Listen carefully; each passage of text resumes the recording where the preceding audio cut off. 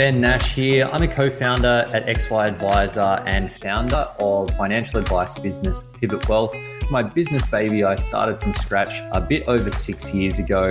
In that time, I've leveraged some of the learnings of the XY community to scale the business and become one of the better known financial advice businesses for high income accumulators. You can join me each Tuesday as I have the privilege of interviewing some amazing people where I'll selfishly be able to continue my personal journey to improve every aspect of my advice process, and hopefully you can learn a few things on the journey as well. Jump over to xyadvisor.com if you haven't signed up already to share and learn from other advisors, or simply download the app.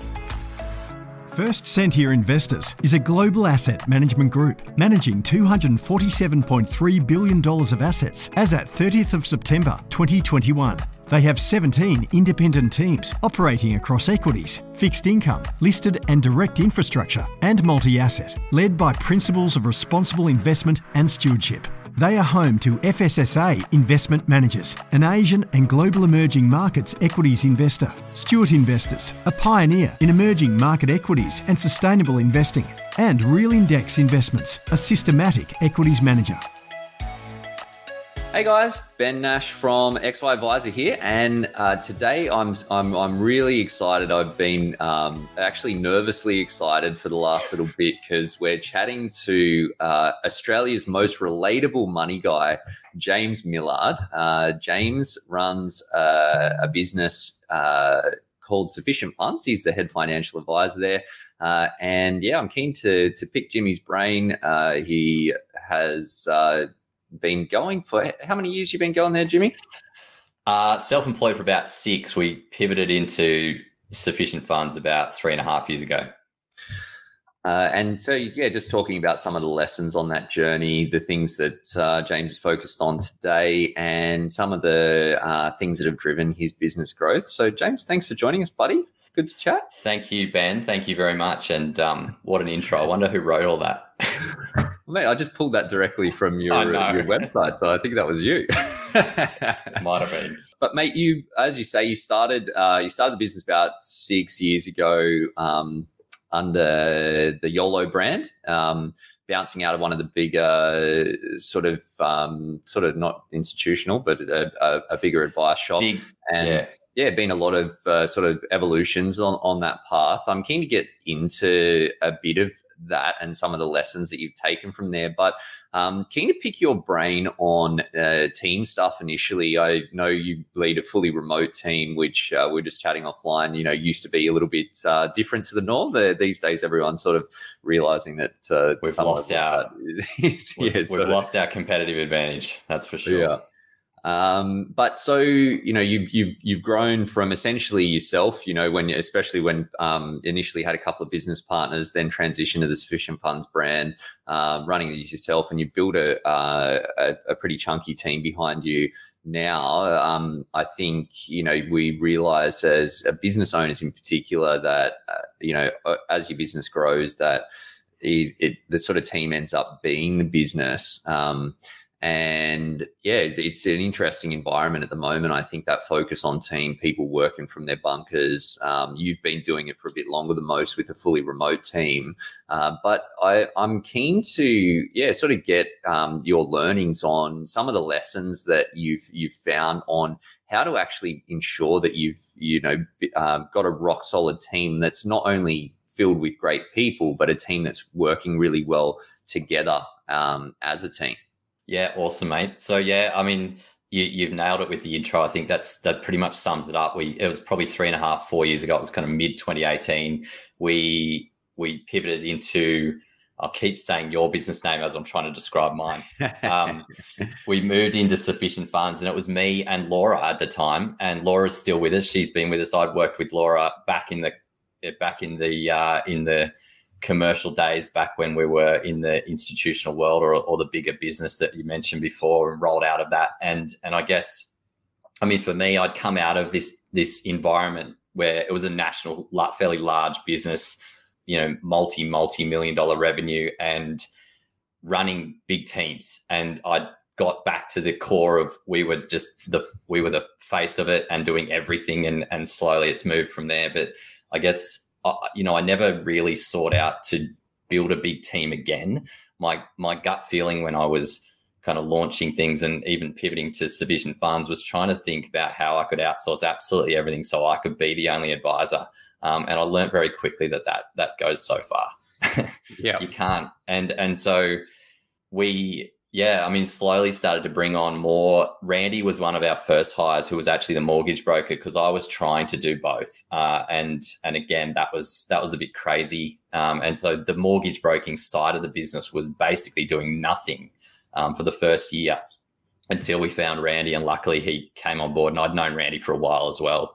And then it went from there. And so there's a couple of brokers now and 3 advisors, including me, and the rest is support. And so we've got 13 in total. We're trying to find a paraplanner and more of an entry-level admin assistant at the moment. So, I mean, if that all goes well, we'll still have probably 5 client-facing and 10 support, which for me has been, I guess, so imperative in making sure that, like, the way I've always described it for me, and you got to practice this idea of pseudo laziness. You can't try and do everything. And I mean, everyone knows this, but it's hard to actually put it into place. And I think that you've really got to focus in on trying to not do anything that you absolutely don't have to do. And that's where we brought in support. We've been lucky to find a good crew in the Philippines over time through Five Elk, and we've got 4 there now, and the rest are onshore. But yeah, so I mean, it's been a slow growth to 13, and most of that happened in the last 12 months. We've probably doubled the team in the last 12 months. And yeah, from here, I think more advisors, hopefully. But as we were just talking offline, it's really, really important to find the right people. Yeah, absolutely. And I know I, like you, when I started my business, I wanted to keep it small. I didn't want to really run a team. Like, I didn't start a business trying to build a huge machine or anything like that. But you do realize that it's challenging if you're the one that's doing it all. And I think that works if you're self-employed, or it also works if you're an advisor within a business as well, that there's only so many things you can focus on. And I know that, we started bringing people in because you go, okay, there's this work to do, and then the work needs to get done, and then you bring people in to do that work. But one of the big shifts for me in particular off the back of the COVID stuff is that having a real focus on how a team works together, making sure that people they have a clear progression plan, that you're not just going, okay, there's the job, but it's like, okay, well, you're a person, you've got your development goals that you want to do, the things that you're interested in. And one of the fortunate things I think in a growing business is that you can sort of shape people and push them into a role that you can carve away over time the things that are less exciting for them, and then put them more into the things that they're more interested in. And then that ties back to the satisfaction and how people are working, and ultimately that works to the success of the actual business. But look, it's we were just chatting offline, like, it's challenging out there at the moment to find good people. I think that, my take on it is, and we've been hiring for, senior financial advisors for like 5 months, and associate advisors as well, looking for, like, it's, I think that there's a bit of fatigue with all of the COVID disruption, especially last year. And we're obviously Sydney based, and looking for someone that is around Sydney, and we're a bit sort of precious here, that we've got a little bit sort of easy-ish at the start, that we had our lockdown and then sort of got to the other side, but then thrown back into lockdown for a longer time. And that, I think that, like I say, fatigued and just sort of a bit over it at the back end of the year, starting to see a bit more activity now with the new year and people sort of thinking about these things again. But for you, like, I know we were just chatting offline, and you're saying that you built your team primarily through your network, but I'm interested in like what have been some of the big learnings for you from a hiring and recruiting perspective in growing your team from essentially the 2 that you started with to 13 today? So, man, I think naturally for me, my personality ends up being that I really care about people and I'm interested, right? And I'm interested and I ask a lot of questions. And I think naturally, and this is how it's always evolved with clients for us, is we've built a business model around really digging into who they are and what they want and spending a lot of time on that. And I guess it's the same thing for staff. And so for me, I mean, once you've hired them, and we can go back to that part in a sec, but once you've got them on board, it's the holding them that's really important. I mean, knowing if they're the right fit and obviously making sure they are, but if they are, then just doing whatever you can to care, show an interest, and like you say, help them progress. Help them see what that path looks like. Talk to them about what they want. Don't try and fit them into whatever that box might be that you may need. If they're, for us, I mean, we've had staff that have shifted direction a bit over time, and that's been more driven by their talents and their interests. And I guess ideally that means that they will stay. And so hiring, I mean, we've got a couple of interviews this afternoon for paraplanners, and we use the jobs board, the XY jobs board for that. And it's been phenomenal. It's the first time I've used it. And like I said before, you mentioned that with the networking, we've been really lucky. And I would encourage everyone out there to, I know it's been tough in the last couple of years, but just get to those industry events and meet people. And, we were lucky. I mean, you and I worked with the AFA for a while. You've done a lot of work with that industry side of things, and those hard yards are paying off, right? You get exposure by doing that type of thing. You meet all the other potential staff that could be coming, and they, if you take an interest in these people and show your face enough, well, eventually there's enough out there for us so far, it's been the network from previous business through to doing a lot of work in the industry as well, to now having a decent pool of people to just go, hey, it might not be you hiring them in particular, but you can tap them on the shoulder to ask who they know and run it from there. And so that we've been lucky. One, because I mean, Laura and Randy both I'd worked with previously, and that was an easy one. And from there, Randy's been able to build the team through his network in the mortgage broking side. I think, I mean, in terms of hiring, you've got to really understand what you need. Otherwise you're wasting your time, and really make sure you've got the right strategy around the business and the right structure, and thinking about where you want to be and what those immediate steps might look like, but also what are the 2 to 3, 4 year time frame, and what might this person be able to help you do. With advisors, I know you're talking about trying to find a senior advisor at the moment. That's probably, I mean, we've got Cara, who's amazing. And if I could clone Cara Williams 3 times, I would. And we'd probably have some of the work to do for them to cover off on. But and one reason that works so well is Cara's really good personality wise. She gets it and she understands people, and she's got really high EQ. And I guess on that note, that's something we've always looked for. I want people with emotional intelligence in every role, because that then drives the ability to talk to people, and that means the team all gets along. And obviously, whenever they're dealing with clients, that's imperative. Yeah, and how I'm interested, because that's something that I was, one of the things that I did in over the break was just looking at our roles and figuring out essentially like what is the ideal person, what do they look like from a values, work, approach to work, skill set, all of those things. And then I've been reading tons of books about recruiting and hiring and teams and management and that sort of stuff. And obviously the emotional intelligence thing comes up, and I think we broadly understand that that's important.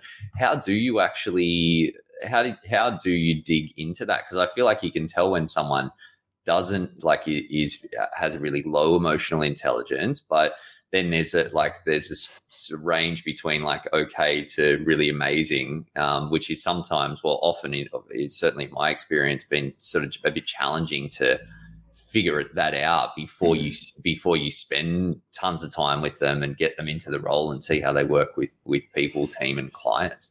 I mean, I think just purely by the nature of the fact that you're talking about emotion, there's a lot of sensing that rather than the checkbox of what you're trying to find. And I think you'll get, I mean, if you're interviewing someone, what I've found is you'll vibe them, right? You'll be feeling it. It'll be that, okay, these people click with who you are. You're trying to create a business. You're the center of the business. You know what the business needs.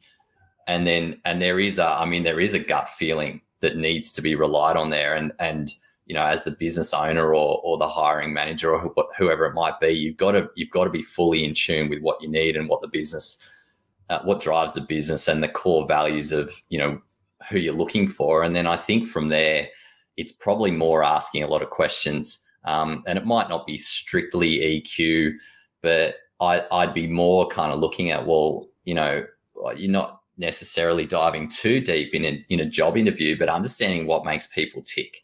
And just like clients, if you get that and then you can give them the solution, for lack of a better term, I hate that word, but if you give them what they need that links to what they care about, everything comes together, right? And so, yeah, I mean, I think emotional intelligence, I haven't been reading as much, but I would say that it's probably a lot more of a sense rather than a checkbox.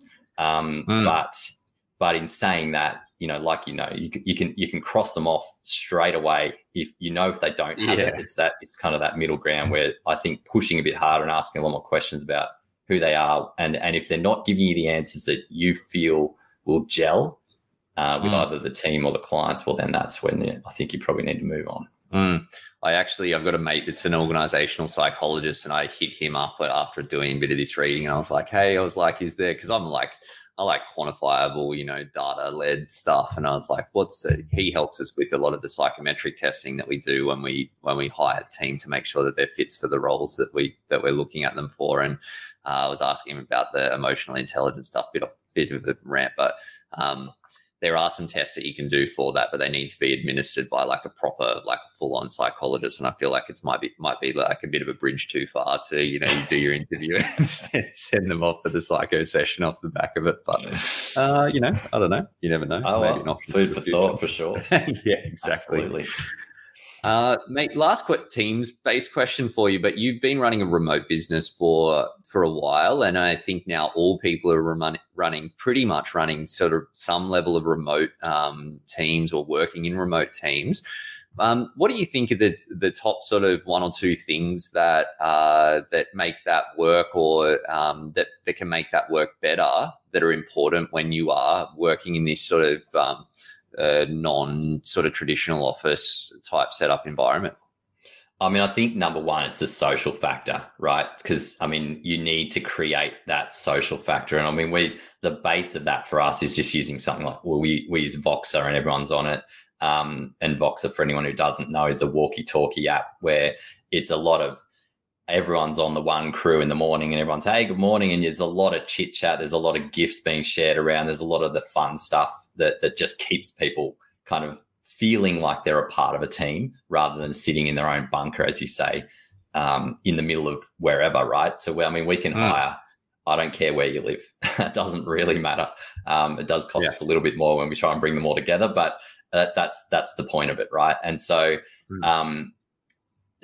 look, there's that part, and there's scheduling, whether it's and one thing kind of we're looking at now is at the moment is, now that the team is the size that it is it's not just one big team meeting all the time, but making sure that there's random scheduled one-on-ones or 2 or 3, 4 people, just put it in the calendar and catch up randomly. It's not about work. Just put and we kind of have started to think about bringing that in as another way of just kind of making sure there's always a contact point. Everyone knows what their role is, and we could probably get by for months and months without worrying too much about that. I think we attract people that are very, clearly we're telling them that they won't be in an office. We're telling them that, some people just vibe the office environment, right? And those people aren't going to come and work with us. There are others that might have, a young family and just be looking for complete freedom and never want to travel.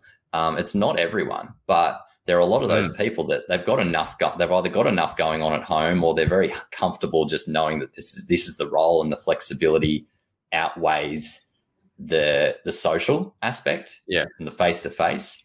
But we're also really careful to be, I mean, we're highly flexible in terms of not clock watching. If you need to be somewhere during the day, just go and do it. I don't want to know. I don't care. Like I think the key is managing based on outcomes rather than hours, and just making sure that you've got that part right. So having a good structure and system and understanding of things like KPIs and how much work people should be getting through is pretty important. But that comes back to also, I guess, when you're talking about the hiring side of things, you've got to be able to trust people to be able to be autonomous as well. So there's a little bit of a different factor there. And I guess for us, we didn't have the challenge of moving out of the office environment where you could be shoulder tapping and or watching the staff and making sure, or hearing the conversations on the phones. And so we didn't have that anyway. And so that wasn't an issue for us. We had, that was dealt with many years ago. And so, I think that for us, we're lucky in a way with that part. But yeah, I think that, definitely like the outcomes focused is more of a trend. And I know that like for us, when we were talking to the team and we're constantly trying to get feedback on like, how can we make it, create an environment where people feel comfortable to, work at their pace, but then you have to have the output is the key measure there. And we know that, clients are going through as long as that's happening and they're getting the outcomes and not issues, then for us, like it sounds like for you, like if someone works late, is an early morning person and does that and knocks it out, then that's okay. If they're not, then that's okay as well, so long as the things are getting there. But I noticed that for us, and I like the Voxer idea, that one of the things that we've noticed from the transition from the office environment to the bunker is that you just don't get those micro interactions through the day, that if you're constantly working at home all of the time, that you don't get someone hangs up a phone call and then you have a little bit of banter about something, or something happens and then you just shoot the breeze, even if it's only 10 seconds or 30 seconds or something, that gap is there. So I like that idea of throw a little GIF and there's something there to make the distraction, because otherwise it's just zoom, and it's all work. And I don't think we're built for that. No way. And I mean, sometimes you have to force yourself to remember to do that, but it's just sharing, like these clients, we just, presented the plan, they loved it, blah, blah, blah. Well done, everyone, whatever it is, right? Just little things like that as well. Throwing the, snapshots of Google reviews in whenever they come through, that type of thing, whatever it is, lots of that is really important. I like it. Tell me, James, you 6 years essentially in doing what you're doing.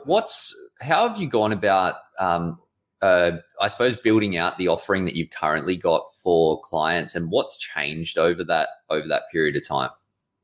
So, I mean, we started, 6 years ago, we were so naive and overconfident to what we were going to do and how we were going to achieve it. We'd rolled out of a business that did absolutely everything, including property and all sorts of other stuff, to thinking that was the solution, just throw everything in and, the more we do, the better. Which is clearly not the right way to go. And to be honest, we trod water for 2 years. We had a few clients coming through. It was not pumping in any way. And in the end, we were just trying, as three of us, trying to do way too much and not really have any focus. And so, I'm probably looking at the negative side of it. There were definitely some positives to that, but a couple of things, the learnings from that was we went from the office to the remote work. That saved us rent at the time. It was things like that. It was just startup decisions that ended up being really key to who we are and where we are now.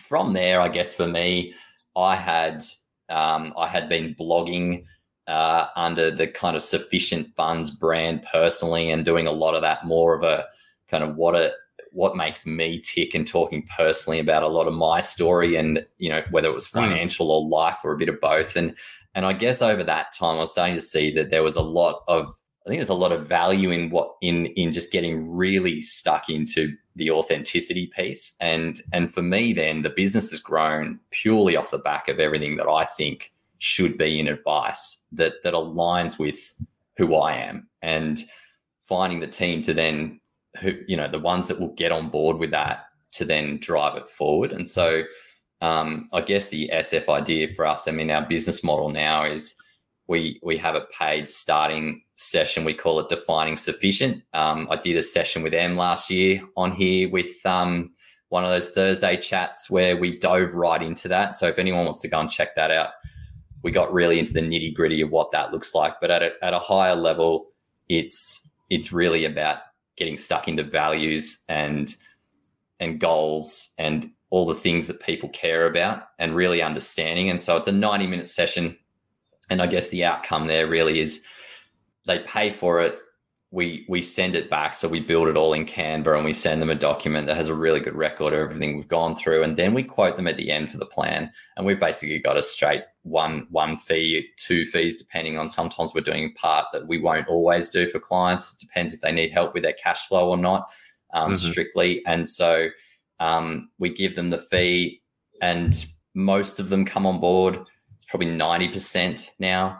And the ones that don't might come back in a year or two. We've been constantly surprised with these clients that just go, oh yeah, this got in the way and now we're back on board. But I guess from there, for the people we're working with, we're working purely with like really 20 and 30-year-olds, people in their 20s and 30s.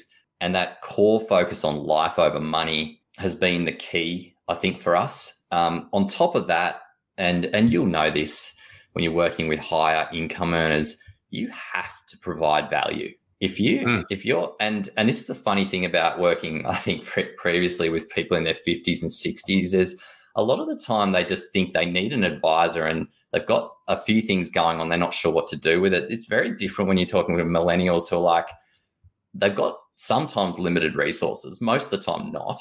But you are absolutely forced to show them how good it's going to be and what you're going to do for them. And it's results driven. And so it should be. But it's a different ball game and so the good thing for that is it just forced us to be really clear on who we help, how we do it, and what the results generally look like. And so, we spend a lot more time kind of working on that part, stopping dealing with everyone, and just really focusing on that. So, I mean, everyone knows you should be niching. I kind of, you probably told me 5 years ago to do it and I ignored you. And it was one of those things that we should have absolutely got stuck into that earlier. But now that we have, it's certainly paid off. And, I think for anyone out there who's just kind of wondering what to do, I'm just focusing on one thing that you're good at, that you care about, that you like doing, that is valuable for clients, and build it around that instead of trying to like, oh, that'll pay me, this will pay me, this works, cash flow. Try and get away from that as hard as that can be.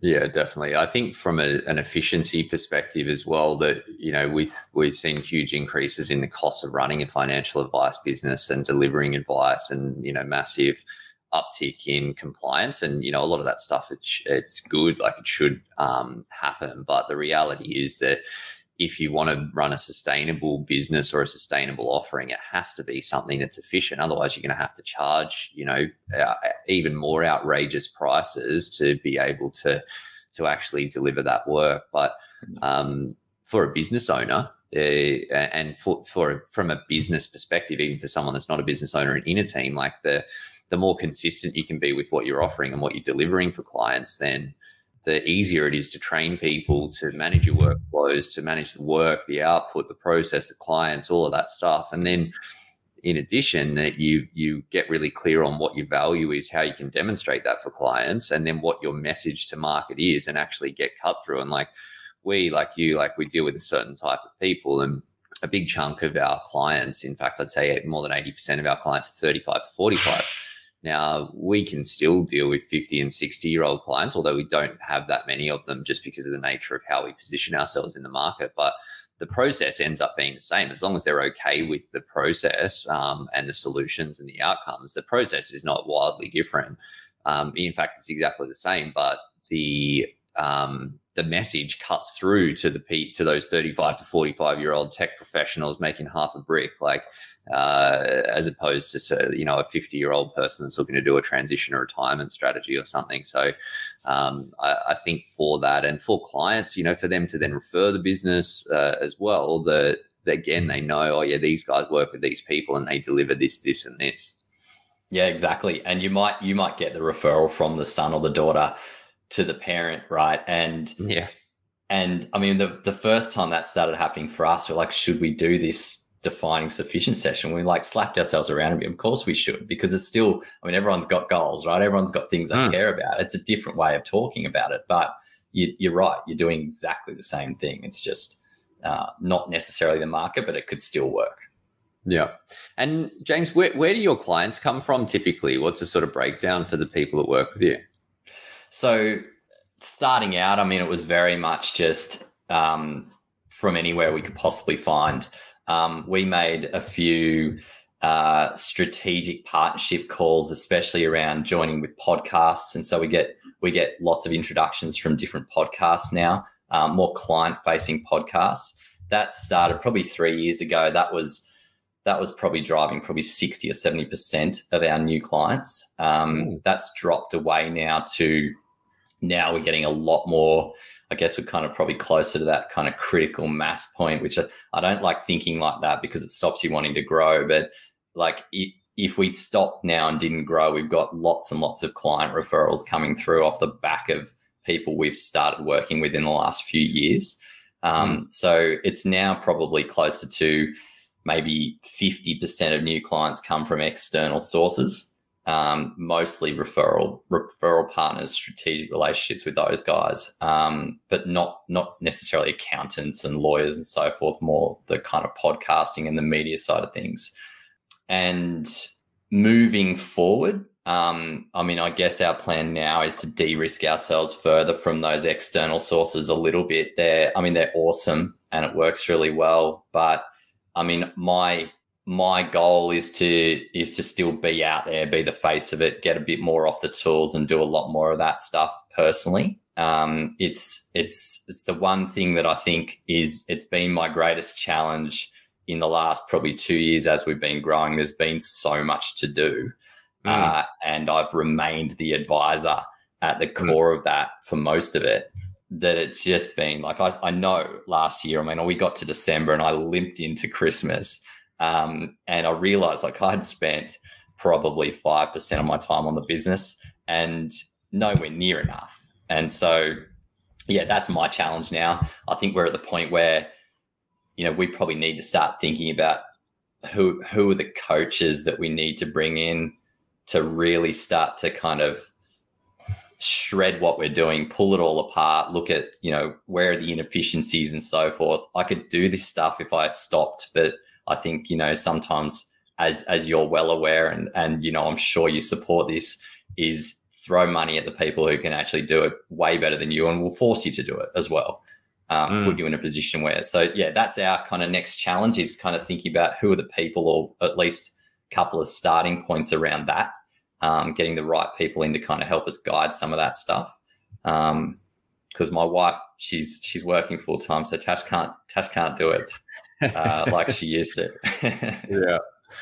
Yeah, it's one of those things that especially as you start to build a bit of good traction in your, you know, it could be within a business or in your actual business, like you're distracted. And we know that it's, you know, you want to keep your eye at the 50,000 foot level, but you also need to deliver on the day to day. So finding that balance is not an easy one.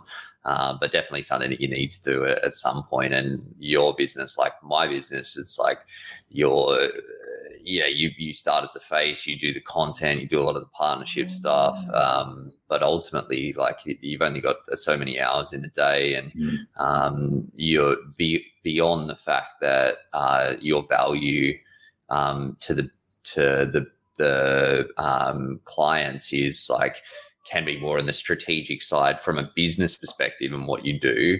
And you can only, you know, service so many clients, but your value to the business becomes that in those strategic things and bringing the right people in to support the growth and doing all of those things to make it even better ultimately for your clients. But it's just that getting there part, which is tricky. So mate, once you sort it out, just let me know. That'll be fantastic.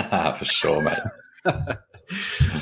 James, mate, thank you so much for sharing your insights. There's I've made a few notes. There's some solid tips for me, definitely on the team side, and good to see you continuing to smash goals. My last question for you is that if you could go back to yourself at the start of your career in financial advice, what would be the one piece of advice that you would give little Jimmy? Love it. We're going back about 14 years now, mate. And my grey hairs, I'm not sure if that's self-employment or two young kids or a bit of both. But mate, I mean, I had a very different start in financial advice to what most people had, and where I was working for a business that just threw you straight into the deep end. And I spent however long getting qualified and doing all of that, and then we were just straight into it. And I guess that what I did get from that, what was phenomenal and what I've seen a lot of people miss out on, was the actual ability to have conversations and try and build a relationship really quickly. All the things that matter so much around how we engage people when we're in front of them. But what I didn't have straight away, and it took a lot longer to get that, was some of the technical knowledge. And so we'd studied it, but it was all about, it was a lot more slow learning on the job. And there, I guess we are now forcing the slower progress through it, even though it's not where I came from. It's the start of, luckily the legislation now forces it a little bit, because you've got the professional year and you've got to do the degree and you've got to do all of that. But I guess that idea of working in paraplanning or client servicing, but also paraplanning, and really understanding the core of how to deliver advice before you're actually out there doing it, gives you a different, I think it's an appreciation that it took me a very long time to get. And so, I would say dive into, most people who land in this world of technically have the technical ability or the potential at least. And so dive into that a bit. But at the same time, do not lose the ability to learn to talk to people. You've got to learn that if you want to be in front of clients. Yeah, absolutely. And mate, I'm sure that if you asked your team, they'd be happy for you to take a bit of the SOA writing off their hands if you want to get a bit more foundation in that in the admin. But I think understanding those process, I know that I've got mates and they struggled. That if people that go straight into that advice role without seeing the stuff that sits behind the scenes, it stops you from being able to manage the clients in the way that they need to, because as much as we know that a lot of the value is in those conversations and the coaching and the guidance and those things, but you need to know when the rubber's hitting the road, because that's where it can be frustrating for clients if it's not happening the way that they want. And if you don't have that understanding, you just push it to the team, it doesn't happen in the same way. Yeah, so 100%. Good advice there, mate. Jimmy, thank you so much for joining us, buddy. Really appreciate it. Pleasure, mate. Thank you.